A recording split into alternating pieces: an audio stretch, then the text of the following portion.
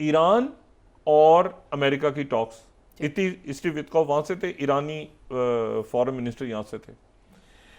अब इनके दरमियान टॉक्स हुई और पॉजिटिव टॉक्स हुई, और पॉजिटिव टॉक्स के बाद ये हुआ कि ये टॉक्स अगले हफ्ते होंगी दोबारा, ये 19 को होंगी, ये हफ्ते सैटरडे 19 है, उसको अगली टॉक्स दोबारा होंगी शुरू।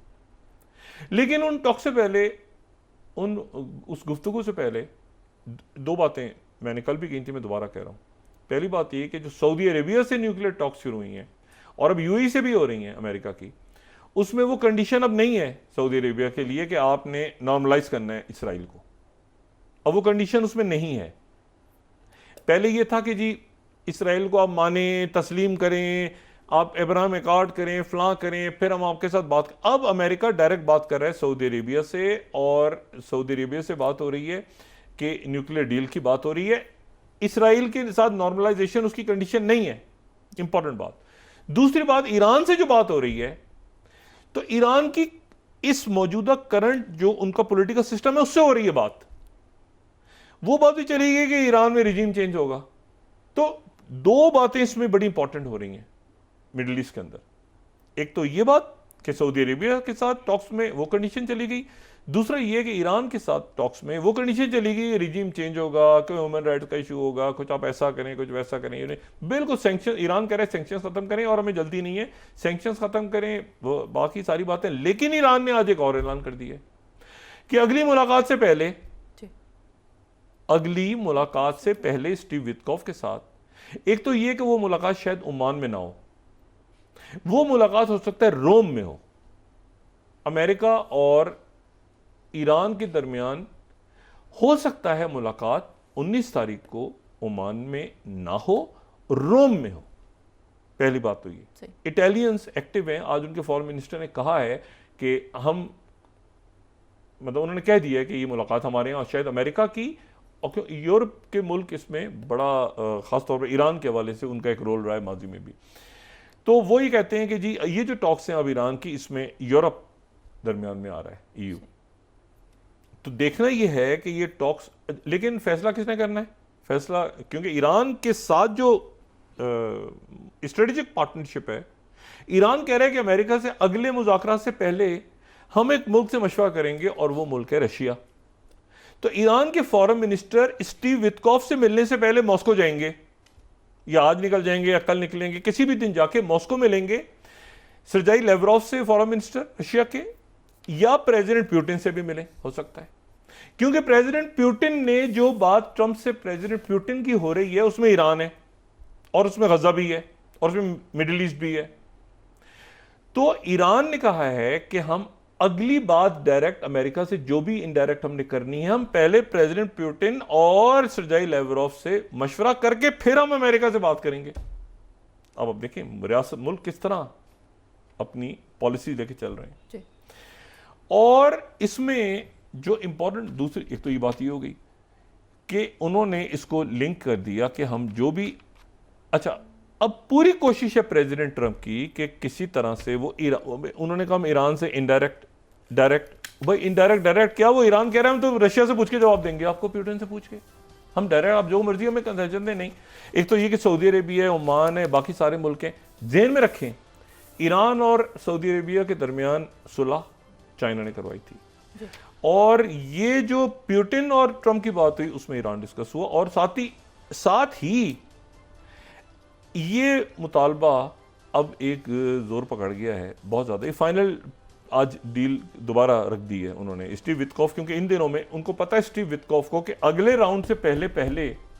ये सीज फायर और जंगबंदी मुआहदा भी मुकम्मल करना है, क्योंकि कायरो से हमास का डेलीगेशन वापस आया है, दोहा पहुंचा है, और ना सिर्फ हमास का डेलीगेशन है, प्रेसिडेंट सिसी भी दोहा में है। प्रेसिडेंट सिसी इजिप्ट के जो प्रेसिडेंट सिसी हैं, वो आज दोहा में उनकी मुलाकात हो रही है अमीर कतर के साथ। मुलाकात हो गई, बल्कि वो बड़ी ज़बरदस्त मुलाकात हुई है, और उसमें गजा के हवाले से, बाकी हवालों से वो सारी बात हुई है। अब इशू ये है सारा कि ये फाइनल डील क्या है, और ये फाइनल डील जो है इसके ऊपर इसराइल पीछे बिल्कुल बैकफुट पे जाके हो गया। हमास ने बिल्कुल सीधी बात कर ली है कि अगर आपने करना है तो करें, वरना यह है कि ये सारी चीजें आपस में लिंक्ड हैं जी। और ये इसका जो आप समझ लें कि जो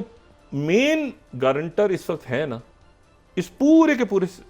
ये सारा, वो सऊदी अरेबिया है। यानी ये सऊदी अरेबिया इस देखिए, इजिप्ट भी लेकर सऊदी अरेबिया के पास आया था ना भाई। अगर कह दिया था जॉर्डन के उन्होंने किंग अब्दुल्ला को, याद करें पहली प्रेस कॉन्फ्रेंस में क्या हुआ था, और नेतन्याहू के वो उन्होंने कहा था सीसी लेकर सऊदी अरेबिया ने एंडोर्स किया वो प्लान तो सऊदी अरेबिया गारंटर है उसको। सारा का सारा जो भी रीजनल मामला है वो तितर बितर हो जाएगा वक्फा नहीं। अगर सऊदी अरेबिया के साथ ये मामला, वहीं पर रशिया और अमेरिका की टॉक्स होने जा रही हैं वहीं और हो रही हैं। ये जो कायरो में डेलीगेशन गया था हमास का, अच्छा ये ध्यान में रखें कि स्टीव विटकॉफ और सारे अमेरिकन के ये सारे आपस में इंटरलिंक्ड हैं, सारे इश्यूज इंटरलिंक्ड हैं। ईरान के मामलात अमेरिका से कैसे होते हैं, सऊदी अरेबिया के कैसे होते हैं, हुतीज़ के ऊपर फिर आज स्ट्राइक हुई, हुतीज़ ने जवाबी स्ट्राइक कर दी है, वो उनका मामला कैसे सेट है, ये सारे इंटरलिंक्ड हैं मामला। और इसमें जो है ये इंपॉर्टेंट बात ये है कि जो ईरान ने तो कह दिया हम अमेरिका को जवाब देंगे रशिया को ऑन बोर्ड लेके। पहले रशिया जो है वहाँ यूक्रेन के साथ जो है वो सुमे के इलाके में अटैक्स हो रहे हैं, सारा कुछ हो रहा है, लेकिन ये है कि ट्रंप अब बेजार होके और वो सरेंडर डॉक्यूमेंट साइन करनी है जेलेंस्की ने किसी भी वक्त के, जिसमें वो सारे इलाके जो जा चुके हैं वो भी, अब वो पाइपलाइन भी मांग रहे हैं अमेरिकन, मिनरल्स भी मांग रहे हैं, वो सारे मामले जो है वो मांग के नेटो का हिस्सा भी नहीं बनेगा, ये भी नहीं होगा, वो सारा एक सरेंडर डॉक्यूमेंट है वो तय हो जाएगी किसी भी वक्त। और उसके बाद जो है वो जाहिर है कि पूरा यूरोप जो है एक नई शक्ल लेगा, नेटो कोलैप्स हो जाएगा, नेटो अमलन ख़त्म हो गया। अच्छा, और नेटो ख़त्म हो गया है और उसके अलाइज और वो सारा का सारा सेटअप ख़त्म हो गया। अच्छा, इसमें जो दूसरी इंपॉर्टेंट बात है वो ये है कि इसराइल को हटाकर अमेरिका सऊदी अरेबिया से बात कर रहा है। एक बात तो ये इंपॉर्टेंट है, तो वो अब नहीं है कि आप इसराइल को मानेंगे, ये करें वो करें, वो न्यूक्लियर की बात डायरेक्ट हो रही है, डिफेंस की बात हो रही है, स्ट्रेटजी वो डायरेक्ट सऊदी अरेबिया, इन्वेस्टमेंट उसमें इसराइल माइनस इसराइल हो रहा है सारा कुछ। जो प्रेसिडेंट सिसी हैं वो कतर पहुंचे हैं और कतर में उनकी मुलाकात हुई है अमीर कतर के साथ, और गजा सीज फायर, कतर इन्वेस्टमेंट्स और ये तेज़ी के साथ मामला। सऊदी अरेबिया की तरफ से आज एक बहुत बड़ा ऐलान हुआ है, और उस वक्त हुआ है जब अहमद शरा जो कि सीरिया के सदर या अबूरी सदर, वो 5 साल तो हैं, कॉन्स्टिट्यूशन कैबिनेट उनकी अनाउंस हो गई है, उसमें ख़वातीन भी हैं और दुरूज भी हैं और जो है उसमें लवाइट्स भी हैं सारे, वो मुत्तहिदा अरब अमारात में है, और उनकी मुलाकात जो है वो यूएई, ये पहला दौरा है उनका यूएई का, तो यूएई के जो सदर हैं मोहम्मद बिन ज़ैद, उनके साथ अहमद शरा की मुलाकात हुई है। लेकिन अहमद शरा यूएई कहाँ से आए? अहमद शरा यूएई आए हैं टर्की से, और टर्की में जो एनातोलिया डिप्लोमेसी फोरम एनातोलिया में हो रहा था उसको अटेंड करके, और वहाँ पर उनकी तैयब उर्दुगन, टर्की के प्रेसिडेंट तैयब उर्दुगन से मुलाकात हुई, और जो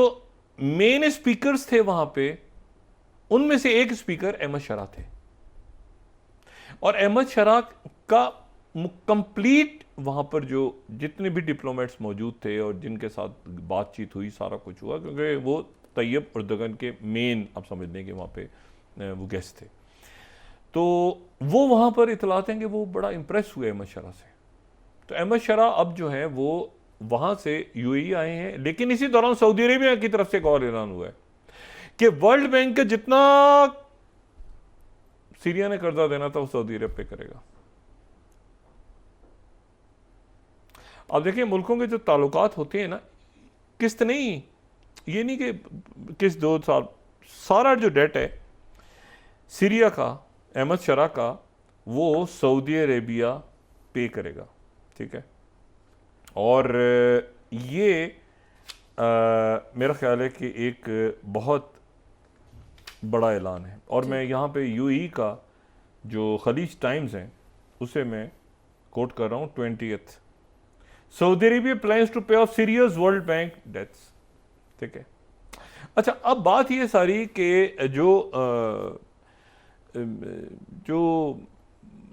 आप उनका जो सारे WSM जितने भी हैं, मेरा ख्याल है एक जगह से पता चल रहा है कि 15 बिलियन उन्होंने देने हैं सीरिया ने,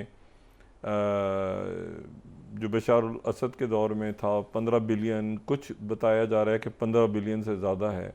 लेकिन ये है कि सऊदी अरेबिया की तरफ से और यूएई की तरफ से इनसे कहा गया कि किस तरह नहीं सारा का सारा इसको ख़त्म करो और उसके बाद यहाँ पे फर्दर इन्वेस्टमेंट्स लेकर आओ ताकि ये सीरिया को आगे बनाना है, और टर्की भी ऑन बोर्ड है। तो ये एक बड़ा मुल्क ऐसा जिसमें बहुत ज़्यादा पोटेंशियल है, सीरिया, जिसको डिवाइड करने की कोशिशें नाकाम हो गई, जिसमें सेक्टेरियन वायलेंस की कोशिशें नाकाम हो गई,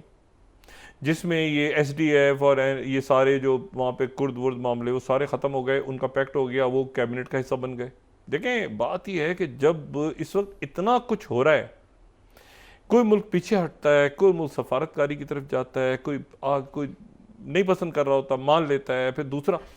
दूसरे को मनाता है, तीसरे को सफारतकारी इस कदर भरपूर अंदाज में हो रही है हाईएस्ट लेवल पे, और उनके पास प्रोफेशनल लोग हैं,